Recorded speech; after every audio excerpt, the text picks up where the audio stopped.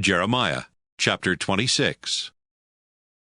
Soon after Jehoiakim became king of Judah, the Lord said, Jeremiah, I have a message for everyone who comes from the towns of Judah to worship in my temple. Go to the temple courtyard and speak every word that I tell you. Maybe the people will listen this time, and if they stop doing wrong, I will change my mind and not punish them for their sins. Tell them that I have said, "You have refused to listen to me and to obey my laws and teachings. Again and again I have sent my servants the prophets to preach to you, but you ignored them as well. Now I am warning you that if you don't start obeying me right away, I will destroy this temple just as I destroyed the town of Shiloh. Then everyone on earth will use the name Jerusalem as a curse word." The prophets, the priests, and everyone else in the temple heard what I said, and as soon as I finished, they all crowded around me and started shouting, "Why did you preach that the Lord will destroy this temple just as he destroyed Shiloh? Why did you say that Jerusalem will be empty and lie in ruins? You ought to be put to death for saying such things in the Lord's name." Then they had me arrested. The royal officers heard what had happened, and they came from the palace to the new gate of the temple to be the judges at my trial. While they listened, the priests and the prophets said to the crowd, "All of you have heard Jeremiah prophesy that Jerusalem will be destroyed. He deserves the death penalty." Then I told the judges and everyone else, "The Lord himself sent me to tell you about the terrible things he will do to you, to Jerusalem and to the temple.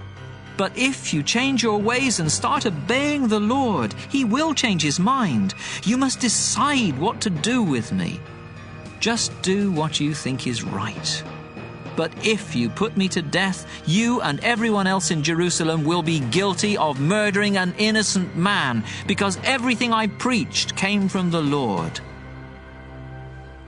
The judges and the other people told the priests and prophets, "Since Jeremiah only told us what the Lord our God had said, we don't think he deserves to die."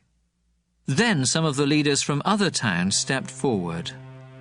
They told the crowd that, Years ago, when Hezekiah was king of Judah, a prophet named Micah from the town of Moresheth had said, "I, the Lord all-powerful, say Jerusalem will be ploughed under and left in ruins.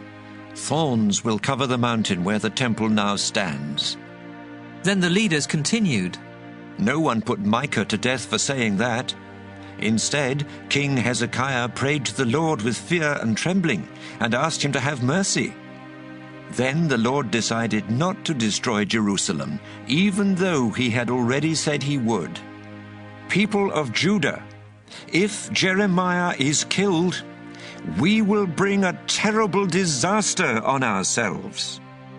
After these leaders finished speaking, an important man named Jehoiakim, son of Shaphan, spoke up for me as well, and so I wasn't handed over to the crowd to be killed.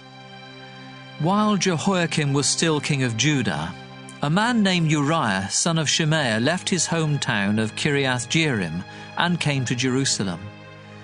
Uriah was one of the Lord's prophets, and he was saying the same things about Judah and Jerusalem that I had been saying. And when Jehoiakim and his officials and military officers heard what Uriah said, they tried to arrest him, but he escaped to Egypt. So Jehoiakim sent Elnathan, son of Akbor, and some other men after Uriah, and they brought him back. Then Jehoiakim had Uriah killed, and his body dumped in a common burial pit.